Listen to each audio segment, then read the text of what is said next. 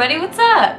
So today is a really highly requested video because a lot of my friends either they see my videos or other videos, or they get kits with makeup brushes in them and they're like, I don't know what to do with any of these. I have quite a good collection of brushes, and today I'm going to show you what you can do with them. First of all, about 80% of my brushes are Sigma, just so you know. First brush is a powder brush. It is large and fluffy, and you usually use it to apply powder to your face.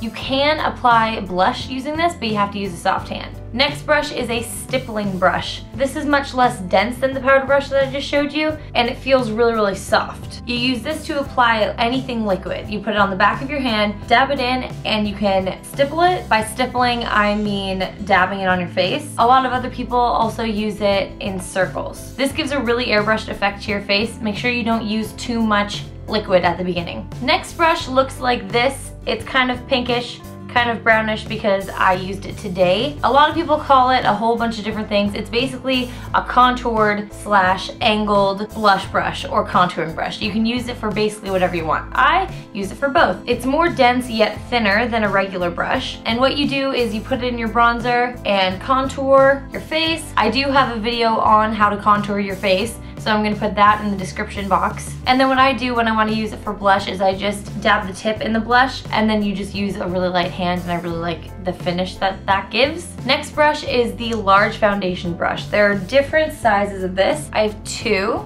You essentially put foundation or concealer on the back of your hand, and you use it to apply foundation to your face. It's just another way of applying it to your face.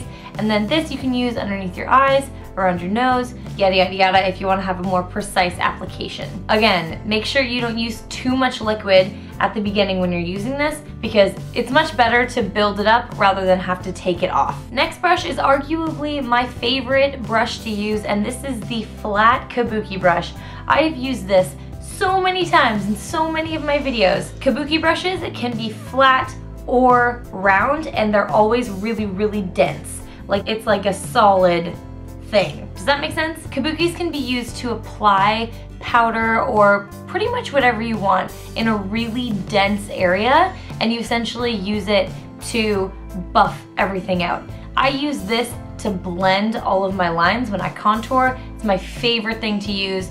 Seriously. I have another video about how to make it look like you're not wearing any makeup when you totally are. This is the magical ingredient to that. I'm gonna also put that one in the description box. Next brush is a fan brush. Mine's been kind of beaten up a little bit. It's really, really thin. It's flat and it looks like a fan. Enough said. I use this for highlighting. So you just dust it in your highlighter, you apply it to your cheekbones, whatever. You can tell I've used that today. It's really, really great. If you want, you can stick it down the top of your nose as well. Just use a light hand with this. Next, we're on to eye brushes.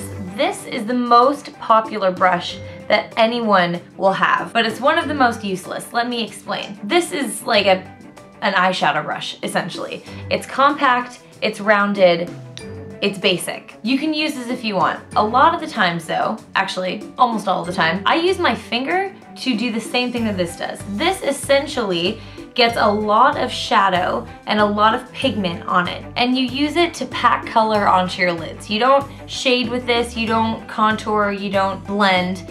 So this essentially, if you don't have a brush like this, you don't really need it all that much. If you use your finger, the pad of your finger, and just put it in the eyeshadow and dab it on, it'll essentially do the same thing. Unless you're a makeup artist and you need to be more hygienic than that, you don't need these. If you have them though, by all means use them. Next brush I personally almost never use. I used to when I didn't really know which brushes I should be using, but now it basically sits in my kit looking pretty. And it is the flat angled shading brush. It's soft, not very dense, and you can apply shadow softly with it. You can also use it kind of to blend out. This one actually is kind of more handy than the more densely packed eyeshadow brush. Just think about the kind of brushes you'll get the most out of and go for those ones. Next is a really useful brush that you're probably gonna wanna have in some form or another. I have a mini version, but that doesn't change anything. And it is a crease brush. It's pretty densely packed. It's short, it's rounded, and you use this for darker shadow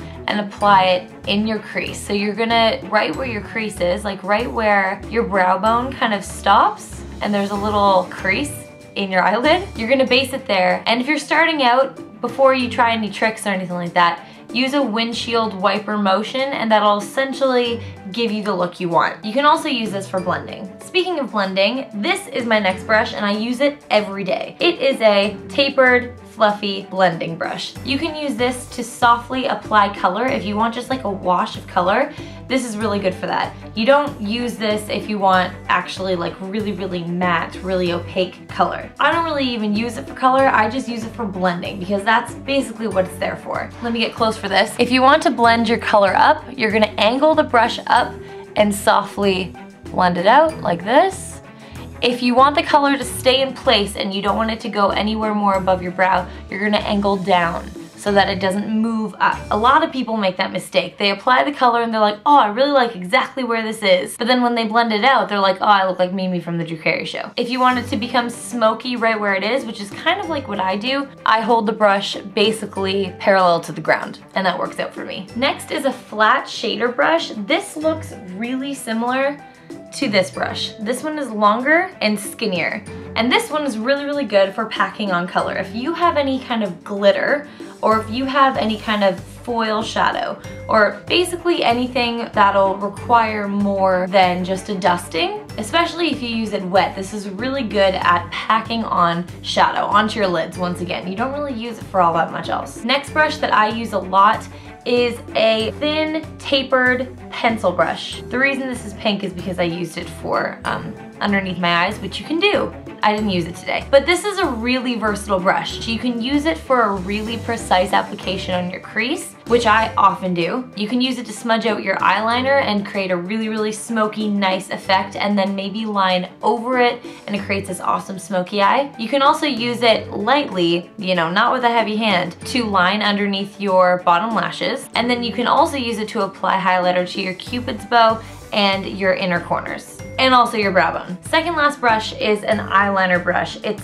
thin, very, very thin, tapered, it's quite densely packed, and you use it to apply powder shadow if you want as an eyeliner, or gel eyeliner. You can pretty much use this for anything. If you want to do any kind of cool designs on Halloween or anything, this is a really, really good brush to use. And my last brush is one that I never go a day without using if I'm gonna wear makeup, and it is a flat, angled eyeliner brush. It's very densely packed. It is angled, I don't know if you can tell. Yeah, there we go.